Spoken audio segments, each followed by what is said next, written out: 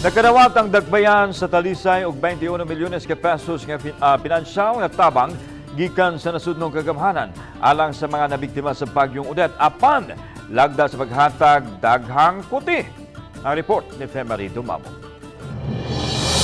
Nagawat na sa dakbayan ang financial assistance sa tulo ka hugna apan giulagway kini nga gamay ra kayo itandi sa tanang naapektuhan sa bagyo sa dakbayan sa Talisay. Sa guidelines, tag sa kalibo ka pesos ang ihatag matag tao o labing dako 5,000 pesos alang sa usa ka banay bisan pa kon moabot kini sa unom pataas ang sakop sa pamilya. Hinungdan matod ni Edgar Mabunay, Talisay City Budget Officer, nga ilaunang gipaabot kun aduna pay idugang og download.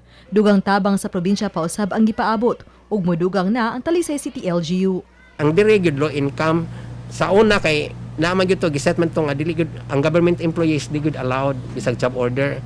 Kani wala gyud kay affected pero low income niya kanang nagsuldo og less than 10,000 low income nabiya na siya.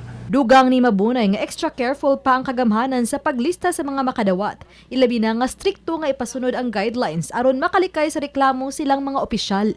Basin mapare sa SAPBA nga in kaso og na sila na ireklamo niya na ilang ikuan niya hantod na lang hinuon masuspenso na lang sad ang mga kapitan.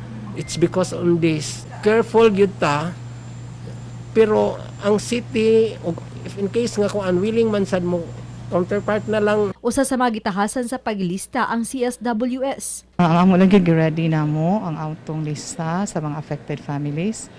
So kung unsay mga instruction so the assistance so at least ready na mi. Samtang pipila ka mga donasyon nga gikan sa pribado ug sa mga national nga opisyal ang nag-abot-abot sa CSWS nga moy ilang gipang repack aron mahatag na ngadto sa mga biktima.